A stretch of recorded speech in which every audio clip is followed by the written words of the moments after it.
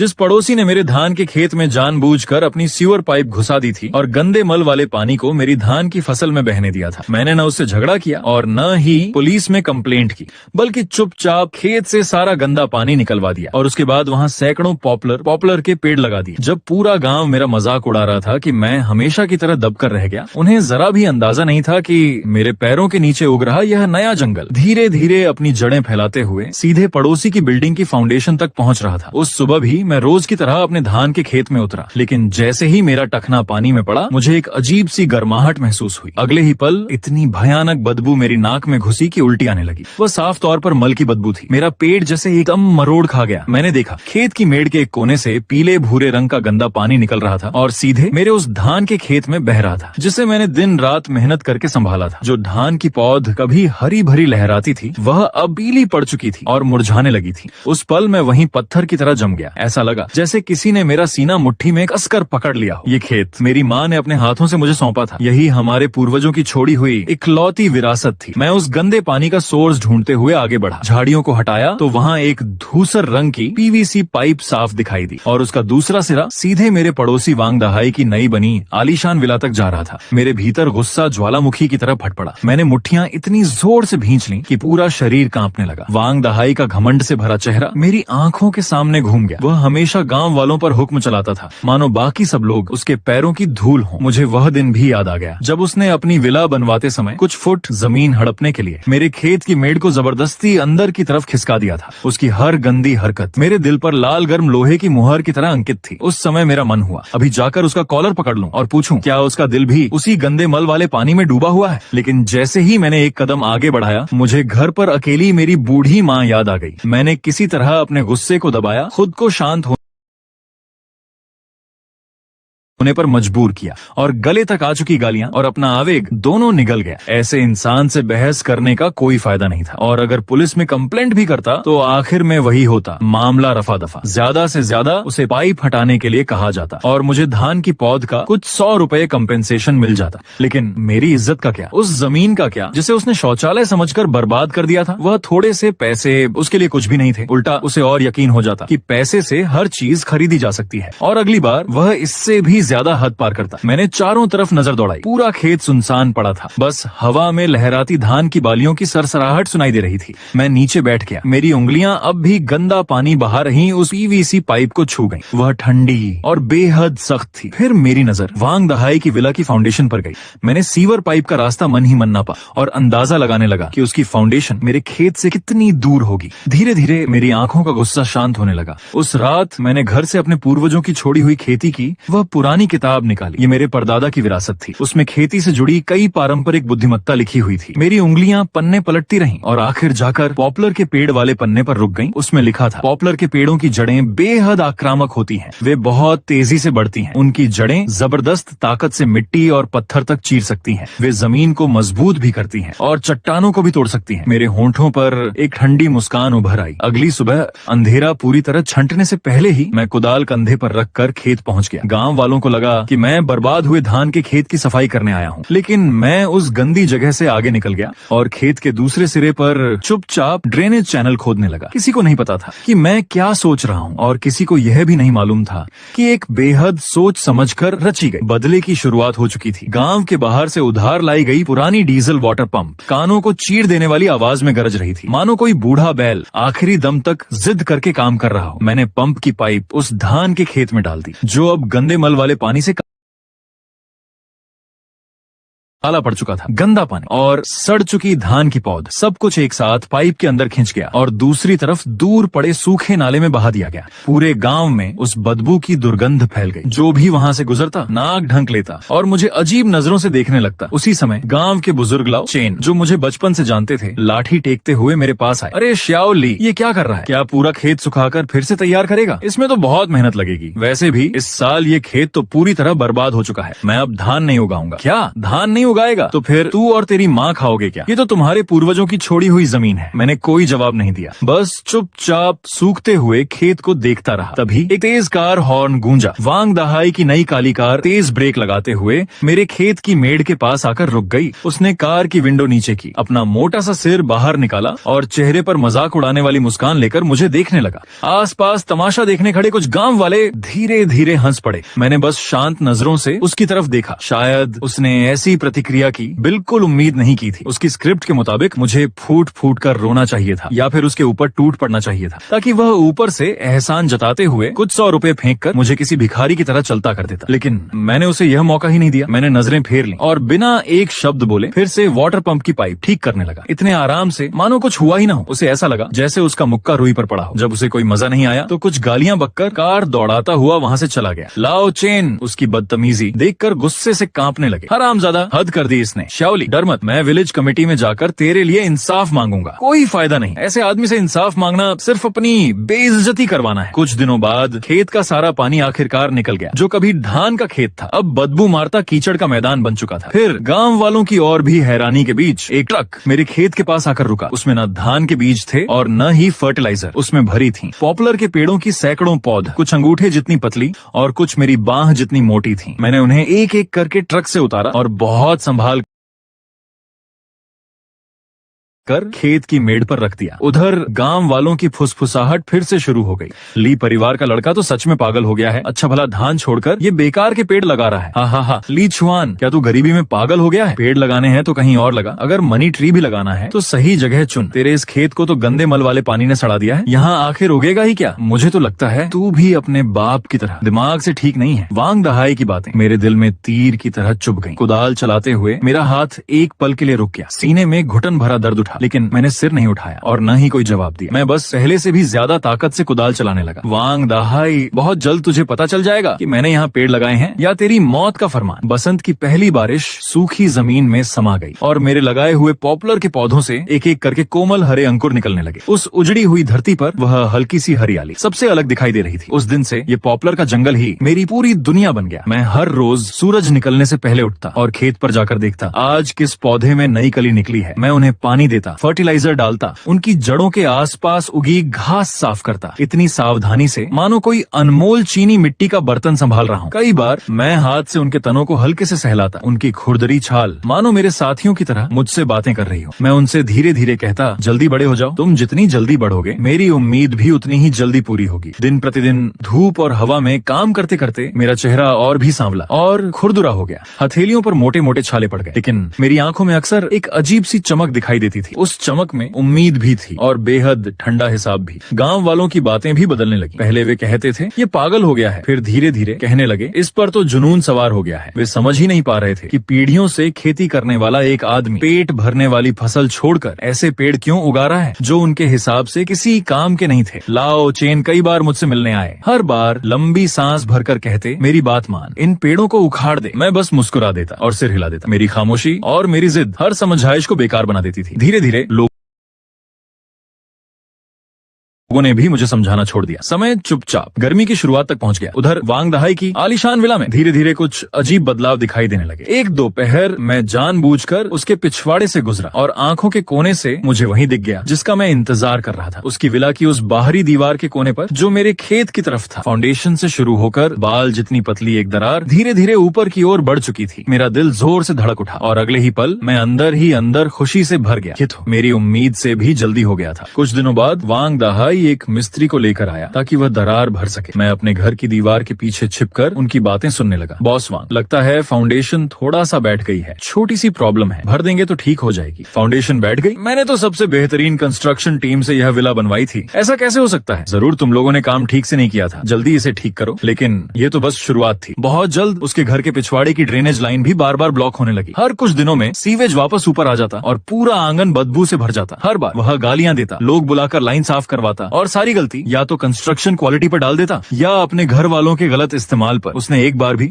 असल वजह के बारे में सोचने की कोशिश नहीं की। मैं अपने खेत की मेड़ पर खड़ा अपनी पॉपुलर की उस घनी होती फॉरेस्ट को देख रहा था। अब उनमें शुरुआत वाली कच्ची हरियाली नहीं रही थी। गर्मियों की धूप में वे पूरी तरह फैल चुकी थीं और जीवन से भरी चमक बिखेर रही थीं। मैं साफ महसूस कर सकता था कि जमीन के नीचे उनकी अनगिनत जड़ें मेरी इच्छा को साथ लेकर निडर सैनिकों की तरह वांग दहाई की विला की ओर लगातार बढ़ती जा रही थी। एक सुनसान आधी रात मैं एक काली प्लास्टिक बकेट लेकर चुपचाप अपनी पॉपुलर फॉरेस्ट में घुस गया। उस बकेट में मैंने खास तौर पर तैयार किया हुआ तेज असर वाला रूट ग्रोथ सोल्यूशन रखा था। मैंने बहुत सावधानी से उस सोल्यूशन को खास तौर पर उन पॉपुलर के पेड़ों की जड़ों में डाला जो वांग दहाई की फाउंडेशन के सबसे करीब थे। वह लिक्विड मिट्टी में समाते ही गायब हो गया, लेकिन सिर्फ मैं जानता था कि जमीन के नीचे एक विशाल दावत की शुरुआत हो चुकी थी। पॉपुलर के पेड़ आंखों से दिखाई देने वाली रफ्तार से बढ़ने लगे। हवा में लहराता उनका हर पत्ता मानो मेरी जीत का जश्न मना रहा हो। और दूसरी तरफ दौलत और घमंड की निशानी बनी वह आलीशान विला मेरी नजरों से दूर अपनी फाउंडेशन से ही धीरे धीरे टूटने और बिखरने लगी। पलक झपकते ही एक साल बीत गया। जिस पॉपुलर फॉरेस्ट का कभी लोग मजाक उड़ाते थे वह अब एक आदमी से भी ऊंची हो चुकी थी। जो तने पहले अंगूठे जितने पतले थे अब बच्चे की बांह जितने मोटे हो चुके थे। गर्मियों में घनी शाखाओं और पत्तों ने एक हरी दीवार सी बना दी थी। उधर वांग दहाई की विला की बाहरी दीवारों पर बनी दरारें मकड़ी के जाल की तरह धीरे धीरे फैलती जा रही थी। वे पहले से कहीं ज्यादा लंबी और ज्यादा संख्या में हो चुकी थी। कई जगहों पर दीवार का प्लास्टर झड़ने लगा और ग्राउंड फ्लोर के दरवाजे का फ्रेम हल्का सा टेढ़ा दिखाई देने लगा। अब दरवाजा बंद करने के लिए बहुत जोर लगाना पड़ता था। आखिरकार वांग दहाई परेशान होने लगा। इस बार उसने किसी मामूली मिस्त्री को नहीं बुलाया बल्कि शहर से एक महंगी रिनोवेशन टीम बुलवाई। टीम का सुपरवाइजर पूरे घर का कई बार चक्कर लगाता रहा, कहीं थपथपाया, कहीं जांच की और आखिर उन दरारों की तरफ इशारा करके बोला, बॉस वांग, प्रॉब्लम दीवार में नहीं नीचे है। लगता है फाउंडेशन स्टेबल नहीं है। ऊपर से रिपेयर करने का कोई फायदा नहीं होगा। इससे सिर्फ ऊपर ऊपर का इलाज होगा। असल प्रॉब्लम वही रहेगी। अगर इसे पूरी तरह ठीक करना है तो पूरी फाउंडेशन को दोबारा मजबूत करना पड़ेगा और वह बहुत बड़ा प्रोजेक्ट होगा। ये सुनते ही वांग दहाई का चेहरा हरा पड़ गया। उसे इतना बड़ा झंझट भी पसंद नहीं था और इतना पैसा खर्च करना भी नहीं। इसलिए उसने बस सबसे खराब दिखने वाली कुछ दरारों पर दोबारा पेंट करवा दिया और खुद को यही समझा लिया कि अब सब ठीक हो गया है। लेकिन उसकी मुसीबतें यहीं खत्म नहीं हुई। घर की अंडरग्राउंड वाटर पाइप्स बार बार लीक होने लगी। किचन और बाथरूम का फर्श हमेशा गीला रहने लगा। एक दिन वर्कर्स के पास कोई रास्ता नहीं बचा। उन्हें पाइप के आसपास की मिट्टी खोदकर जांच करनी पड़ी। मैं थोड़ी दूर अपनी फॉरेस्ट के किनारे खड़ा पेड़ों की छंटाई करने का नाटक कर रहा था, लेकिन मेरी नजर लगातार उसी तरफ लगी हुई थी। मैंने देखा एक वर्कर ने पाइप के अंदर से काले रंग की कोई उलझी हुई चीज बाहर निकाली। ध्यान से देखने पर वह सफेद रंग की बारीक जड़ों का बड़ा गुच्छा था जो आपस में बुरी तरह उलझा हुआ था। मेरा दिल तेजी से धड़कने लगा। वर्कर हैरानी से बड़बड़ाया, अरे इस पाइप के अंदर इतनी सारी पेड़ों की जड़ें कैसे आ गईं? वांग दहाई ने बस एक नजर डाली और झुंझलाकर हाथ हिलाया। बेकार की पाइप है, जल्दी साफ करो और नई पाइप लगा दो। जरूर आसपास कहीं उगी जंगली घास की जड़ें अंदर घुस गई होंगी। अब भी उसने अपनी बदकिस्मती का मेरी पॉपुलर फॉरेस्ट से कोई संबंध नहीं जोड़ा, लेकिन मैं जानता था उसके मन में शक का पहला बीज बोया जा चुका था। धीरे धीरे गांव में तरह तरह की बातें फैलने लगी। अरे देखा तुमने, वांग दहाई का घर बने अभी 1.5 साल भी नहीं हुआ और हर तरफ दरारें पड़ गई हैं। सही कह रहे हो। सुना है उसके घर का सीवर भी हर समय ब्लॉक रहता है। बड़ी अजीब बात है। मुझे तो लगता है वह बहुत घमंडी हो गया था। जरूर किसी अशुभ चीज को नाराज कर बैठा है। जब ये बातें वांग दहाई के कानों तक पहुंची तो वह गुस्से से पागल हो गया, लेकिन उसने अपनी गलतियां सुधारने के बजाय और भी ज्यादा दिखावा करना शुरू कर दिया। उसने पहले से भी महंगी कार खरीद ली, गांव की दुकान पर सबको महंगी सिगरेट बांटने लगा और जोर जोर से शेखी बघारने लगा कि उसने हाल ही में कितने बड़े बिजनेस डील्स किए हैं। वह साबित करना चाहता था कि गांव में आज भी सबसे बड़ा आदमी वही है। उसकी इस बनावटी अकड़ को देखकर मेरे मन में सिर्फ ठंडी हंसी आती थी। मैं रोज की तरह अपनी पॉपुलर फॉरेस्ट में काम करता रहा, फालतू शाखाएं काटता ताकि धूप अंदर तक पहुंचे, मिट्टी को ढीला करता दो दहम ताकि जड़ें और आसानी से फैल सकें। कभी कभी कोई गांव वाला मिलता तो मैं पहले की तरह उससे सामान्य बातें कर लेता, लेकिन वांग दहाई के घर का जिक्र कभी नहीं करता। मैं जितना शांत रहता लोगों को उतना ही रहस्यमय लगता। एक दिन दोपहर में वांग दहाई का बिगड़ैल बेटा घर के बाहर फुटबॉल खेल रहा था। उसने जोर से किक मारी और बॉल हवा में घूमती हुई सीधे मेरी पॉपुलर फॉरेस्ट के अंदर जा गिरी। वह लड़का गालियां देता हुआ बॉल लेने अंदर घुसना चाहता था, लेकिन अब मेरी फॉरेस्ट पहले जैसी नहीं रही थी। पेड़ों की जड़ें आपस में उलझ कर पूरे रास्ते में फैल चुकी थी। जमीन पर उभरी हुई जड़ें और छोटे छोटे झाड़ चलने तक की जगह नहीं छोड़ रहे थे। उसने कई बार कोशिश की, लेकिन हर बार वापस लौटना पड़ा। आखिर में वह गुस्से से फॉरेस्ट के किनारे खड़ा होकर अंदर चिल्लाने लगा। मैं एक पॉपुलर के तने से टिकर उसे बेबस तड़पते देख रहा था। मेरे दिल में एक अजीब सी खुशी उठी। ये तो सिर्फ ब्याज है, वांग दहाई, असल हिसाब तो अभी बाकी है। उस रात जब चारों तरफ सन्नाटा था, मैंने एक और बड़ा कदम उठाया। मैं घर से एक पुराना स्टेथोस्कोप लेकर निकला और चुपचाप वांग दहाई की बाउंड्री वॉल के बाहर अपनी पॉपुलर फॉरेस्ट के पास पहुंच गया। मैंने स्टेथोस्कोप का ठंडा हेड जमीन पर लगाया, सांस रोक ली और ध्यान से सुनने लगा। मेरे कानों में बहुत हल्की सरसराहट की आवाज आई। वह जमीन के नीचे जड़ों के आगे बढ़ने और मिट्टी को चीरने की आवाज थी। मैंने आंखें बंद कर ली और मेरे चेहरे पर संतोष भरी मुस्कान फैल गई। देखते ही देखते तीसरा साल भी आ गया। मेरे पॉपुलर के पेड़ अब पूरी तरह जवान हो चुके थे। सबसे ऊंचे पेड़ तो वांग दहाई की विला की छत से भी ऊपर निकल चुके थे और वह विला जो कभी धूप में चमकती थी अब उदास और जर्जर दिखाई देने लगी थी। किचन की टाइल्स बड़ी संख्या में उभरने लगी थी। बेडरूम की दीवार पर जिस दरार को पेंट से छिपाया गया था वह पहले से भी बड़ी होकर दोबारा दिखाई देने लगी, इतनी चौड़ी कि उसके बीच से बाहर की रोशनी तक दिखाई देती थी। सबसे बड़ी मुसीबत दीवारों के अंदर लगी बिजली की वायरिंग पर आई। दीवारों के टेढ़े होने से वायरिंग भी प्रभावित हो गई। घर की लाइट्स कभी जलती कभी बुझ जाती और इलेक्ट्रिकल अप्लायंसेस बार बार शॉर्ट सर्किट होने लगे। इस बार वांग दहाई सचमुच डर गया। उसने बाहर ये खबर फैला दी कि उसने बहुत पैसा कमा लिया है। अब उसे घर का पुराना डेकोरेशन पसंद नहीं, इसलिए वह करोड़ों रुपए खर्च करके पूरे घर की लग्जरी रेनोवेशन करवाने वाला है। वह गांव की दुकान पर जानबूझकर ऊंची आवाज में इटली से इंपोर्टेड फर्नीचर मंगवाने की बातें करने लगा। ये सब दिखावा करने के बाद आखिरकार वह मेरे पास आया। उस दोपहर मैं आंगन में धान सुखा रहा था। तभी वह काले चेहरे के साथ मानो कोई कर्ज वसूलने आया हो मेरे दरवाजे पर आकर खड़ा हो गया। लीचुआन, तेरे लगाए हुए ये बेकार पॉपुलर के पेड़ इतनी तेजी से कैसे बढ़ रहे हैं? क्या तूने कोई गलत चीज इस्तेमाल की है? सुन ले, अगर इन पेड़ों की वजह से मेरे घर को जरा भी नुकसान हुआ तो मैं तुझे छोड़ूंगा नहीं। उसकी आवाज में जांच भी थी और खुली धमकी भी। मैं धीरे धीरे सीधा खड़ा हुआ, हाथों से धान की भूसी झाड़ी और बिना किसी भाव के उसकी आंखों में देखा। मैंने शांत स्वर में कहा, बॉस वांग, पॉपुलर के पेड़ तेजी से बढ़ रहे हैं तो ये अच्छी बात है। इसका मतलब मेरी जमीन उपजाऊ है और इसमें भरपूर पोषण है। मेरे होंठों पर हल्की सी मुस्कान थी। जहाँ तक तुम्हारे घर का सवाल है वह मेरी चिंता नहीं है। घर बनवाते समय फाउंडेशन मजबूत बनवानी चाहिए थी। मेरे शब्द बहुत हल्के थे लेकिन उनका असर जोरदार तमाचे जैसा हुआ। वांग दहाई का चेहरा तुरंत बैंगनी पड़ गया। तो इस बार उसने शहर की सबसे मशहूर कंस्ट्रक्शन कंपनी बुलवाई। यूनिफॉर्म पहने कई इंजीनियर्स अपने आधुनिक इंस्ट्रूमेंट्स के साथ 2.5 दिन तक पूरे घर की जांच करते रहे। जब शुरुआती रिपोर्ट आई मैं फॉरेस्ट में घास साफ करने का नाटक कर रहा था, लेकिन मेरे कान पूरी तरह उनकी बातों पर लगे थे। मैंने चीफ इंजीनियर को गंभीर आवाज में कहते सुना, बॉस वांग, प्रॉब्लम दीवार में नहीं नीचे है। फाउंडेशन स्टेबल नहीं है। ऊपर से रिपेयर करने का कोई फायदा नहीं, इससे सिर्फ लक्षण दबेंगे, असल प्रॉब्लम नहीं। अगर पूरी तरह ठीक करना है तो फाउंडेशन को दोबारा मजबूत करना पड़ेगा और वह बहुत बड़ा प्रोजेक्ट होगा। इंजीनियर एक पल रुका, फिर मेरी पॉपुलर फॉरेस्ट की तरफ इशारा करके बोला, और फाउंडेशन के बिल्कुल पास इतने विकसित रूट सिस्टम वाले पुराने पेड़ जैसे ये पॉपुलर भी इस प्रॉब्लम को तेजी से बढ़ाने की एक बड़ी वजह हो सकते हैं। ये सुनते ही वांग दहाई का दिल जोर से धड़क उठा। उसके मन में बोया गया शक का बीज आखिरकार जहरीली बेल बनकर फैल चुका था। लेकिन उसने तुरंत कोई हंगामा नहीं किया। वह बेहद इज्जत का भूखा इंसान था। वह किसी भी कीमत पर गांव वालों को यह नहीं जानने देना चाहता था कि उसकी शान उसकी आधी जिंदगी की कमाई से बनी आलीशान विला दरअसल एक घटिया कंस्ट्रक्शन निकली और उसे पड़ोसी के कुछ साधारण पॉपुलर के पेड़ धीरे धीरे तबाह कर रहे थे। उसने कांपती उंगली सीधे मेरी तरफ तानी, तू बस मेरा इंतजार कर। लेकिन मैंने उसे इस तरह घेर लिया था कि उसके पास कहने को कुछ बचा ही नहीं। आखिर में हारे हुए सांड की तरह कुछ बेअसर धमकियां देता हुआ गालियां बकते बकते वहां से चला गया। मैं उसकी लगभग भागती हुई पीठ को देखता रहा। मेरे दिल में बस ठंडी हंसी गूंज रही थी। आखिरकार उसे शक तो हो गया था, लेकिन अब बहुत देर हो चुकी थी। इस जंग की कमान वो शुरू से ही मेरे हाथ में थी। उसी रात जब चारों तरफ घना अंधेरा छाया हुआ था, मैं एक बार फिर चुपचाप अपनी पॉपुलर फॉरेस्ट के अंदर घुस गया। इस बार मैं अपने साथ एक खास फर्टिलाइजर लेकर आया था। उसमें तेज असर वाला रूटिंग पाउडर और संक्षारक केमिकल रिएजेंट मिलाया गया था। मैंने वह मिश्रण उन पेड़ों की जड़ों के आसपास सावधानी से डाल दिया। मैंने मन ही मन कहा, जाओ मेरे योद्धाओं, आखिरी हमला शुरू हो चुका है। मैं नहीं चाहता कि वह बस टूटी हुई चीजें जोड़कर किसी तरह जीता रहे। मैं चाहता हूँ उसकी बुनियाद ही खत्म हो जाए, ऐसी तबाही जिससे वह कभी वापस न लौट सके। कर्म का हिसाब अक्सर सबसे अप्रत्याशित समय पर और सबसे भयानक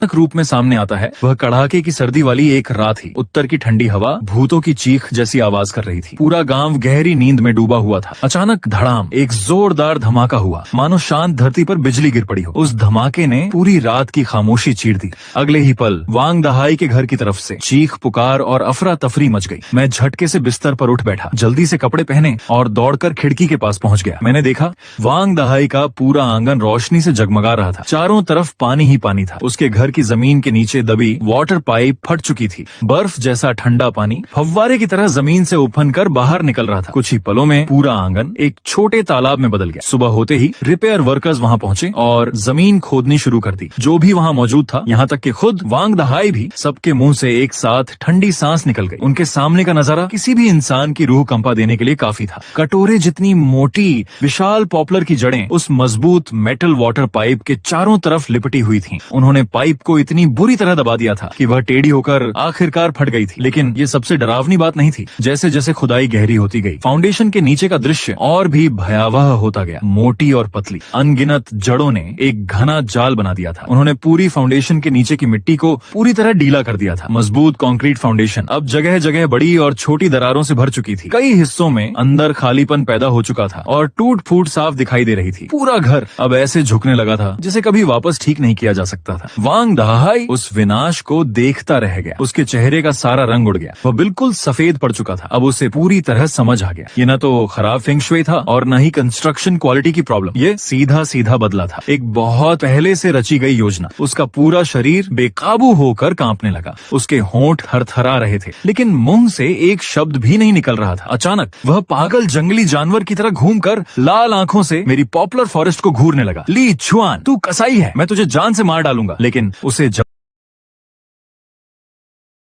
जवाब में सिर्फ हवा में लहराते पॉपुलर के पत्तों की सरसराहट सुनाई दी। खबर फैलते ही पूरा गांव तमाशा देखने पहुंच गया। लोगों की भीड़ चारों तरफ जमा हो गई। जब सबने देखा कि वांग दहाई का घर पेड़ों की जड़ों से इस हालत में पहुंच चुका है, तो हर कोई सन्न रह गया। चारों तरफ फुसफुसाहट शुरू हो गई। अब लोग मुझे दया या हैरानी से नहीं देख रहे थे। उनकी आंखों में डर भी था और एक अजीब सा सम्मान भी। उन्हें आखिर समझ आ गया कि यह शांत और कम बोलने वाला लड़का अपने भीतर कितनी गहरी नफरत और कितना भयानक धैर्य छिपाए बैठा था। लाओ चेन भी भीड़ में खड़े थे। उन्होंने वांग दहाई की बर्बादी को नहीं देखा। उनकी नजर सिर्फ मेरे शांत चेहरे पर टिकी रही। उनकी आंखों में हैरानी भी थी, समझ भी थी, लेकिन अंत में सब कुछ एक लंबी भारी आह में बदल गया। थोड़ी देर पागलों जैसी हालत में रहने के बाद वांग दहाई को सबसे पहला उपाय सूझा, पेड़ काट दो। वह गुस्से से कुछ गांव वालों को बुला लाया जो थोड़ा पैसा कमाने के लालच में थे। सबके हाथों में कुल्हाड़ियां और आरी थी। वे सीधे मेरी फॉरेस्ट की तरफ बढ़े। वांग दहाई पागलों की तरह चिल्लाया, सब अंदर जाओ, इन मनहूस पेड़ों को काट डालो। जो एक पेड़ काटेगा उसे मैं 100 युआन दूंगा। मैं घर से बाहर निकला। मेरे हाथ में चमकती हुई तेज धार वाली दरांती थी। मैं फॉरेस्ट के एंट्रेंस पर जाकर चुपचाप खड़ा हो गया। मैंने ठंडी आवाज में कहा, ये जमीन मेरी है, ये पेड़ भी मेरे हैं। जो भी इनमें से एक भी पेड़ को हाथ लगाएगा, मैं उसके साथ जान की बाजी लगा दूंगा। मेरे तेवर देखकर सब लोग वहीं ठिठक गए। उन्होंने एक दूसरे की तरफ देखा, लेकिन किसी की हिम्मत नहीं हुई कि कुल्हाड़ी उठाकर आगे बढ़े। वांग दहाई गुस्से से उछल पड़ा, बहुत हो गया, तू बस मेरा इंतजार कर। इतना कहकर वह सीधे विलेज कमेटी की तरफ भागा। वह चाहता था कि गांव के अधिकारी उसके पक्ष में फैसला दें। मैं उसे विलेज कमेटी में हंगामा करते देखता रहा, लेकिन मेरे मन में जरा भी हलचल नहीं थी, क्योंकि मैं जानता था ये उसकी बेकार की आखिरी कोशिश थी। असल खेल अभी शुरू ही हुआ था। और सच कहूं, वांग दहाई की छटपटाहट मेरी उम्मीद से भी ज्यादा निकली। सबसे पहले उसने एक लॉयर बुलाया। कुछ दिनों बाद मेरे घर एक सख्त भाषा में लिखा हुआ लॉयर नोटिस आया। उसमें लिखा था कि मेरे